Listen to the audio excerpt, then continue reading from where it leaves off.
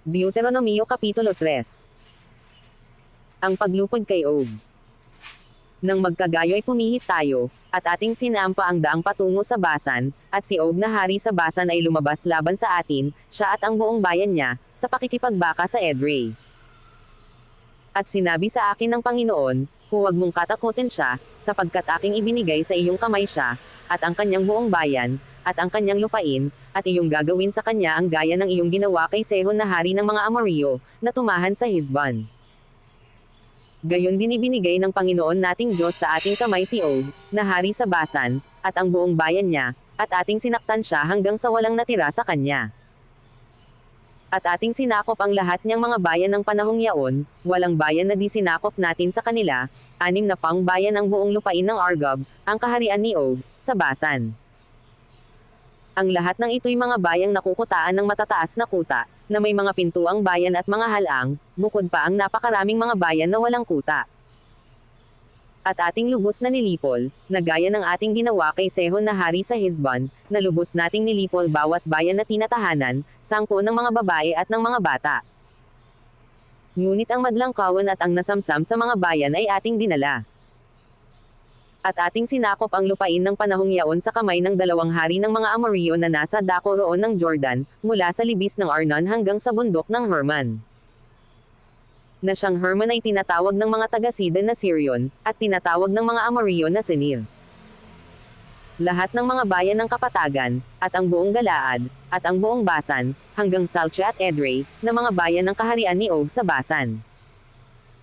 Sapagkat si Og lamang na hari sa Basan ang nalalabisan na tira sa mga Rephaim, narito, ang kanyang higaan ay higang bakal, wala ba ito sa Rabbath ng mga anak ni Aman? 9 na siko ang haba ni Yaon at 4 na siko ang luwang ni Yaon, ayon sa siko ng isang lalaki. Lupain na ipinagkaloob sa 2.5 lipi. At ang lupaing ito'y ating sinakop na pinakaran ng panahong yaon, mula sa Aror, na nasa tabi ng libis ng Arnon, at kalahati ng lupaing maburol ng Galaad, at ang mga bayan ni Yaon, ay aking ibinigay sa mga Rognita at sa mga Gadita. At ang labis ng Galaad, at ang buong Basan, na kaharian ni Og, ay aking ibinigay sa kalahating lipi ni Manasseh, ang buong lupain ng Argob, sa makatuwid bagay ang buong Basan, siya ring tinatawag na lupain ng mga Rephaim. Sinakop ni Jer na anak ni Manasseh ang buong lupain ng Argob, hanggang sa hangganan ng mga Geshuryo at ng mga Makateo, at mga tinawag niya ng Basan ayon sa kanyang pangalang Havit Jer hanggang sa araw na ito. At aking ibinigay ang Galaad kay Makhir.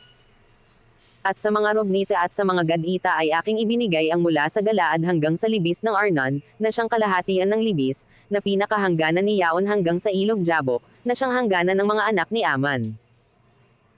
Pati ng Araba at ng Jordan at ng hangganan ni Yaon, mula sa Sinireth hanggang sa dagat ng Araba na dagat na alat, sa ibaba ng gulod ng Pisgah sa dakong silanganan.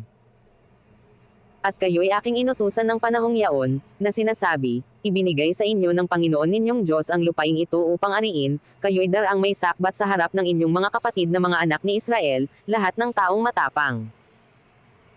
Ngunit ang inyong mga asawa at ang inyong mga bata, at ang inyong mga hayop, aking talastas na kayo'y mayroong maraming hayop, ay manggatitira sa inyong mga bayan na aking ibinigay sa inyo. Hanggang sa bigyan ng Panginoon ng kapahingahan ang inyong mga kapatid, na gaya ninyo, at kanilang ariin naman ang lupain na ibinigay sa kanila ng Panginoon ninyong Diyos, sa dako roon ng Jordan, kung magkagayon ay babalik ang bawat lalaki sa inyo sa kanyang pag-aari, na aking ibinigay sa inyo. Pagkakahalili ni Josue kay Moises. At aking iniutos kay Josue ng panahong yaon, na sinasabi, nakita ng iyong mga mata ang lahat ng ginawa ng Panginoon mong Diyos sa 2 haring ito, gayon ang gagawin ng Panginoon sa lahat ng mga kahariang iyong daraanan. Huwag kayong matakot sa kanila, sapagkat ipinakikipaglaban kayo ng Panginoon ninyong Diyos. At ako'y dumalangin sa Panginoon ng panahong yaon, na sinasabi, O Panginoong Diyos, iyong minyo lang ipinakilala sa iyong lingkod ang iyong kadakilaan at ang iyong kamay na makapangyarihan, anong ang Diyos sa langit o sa lupa ang makagagawa ng ayon sa iyong mga gawa, at ayon sa iyong mga makapangyarihang kilos. Paraanin mo nga ako, isinasamo ko sa iyo, at aking makita ang mabuting lupain na nasa dako roon ng Jordan, yaong mainam na bundok, at ang Libano.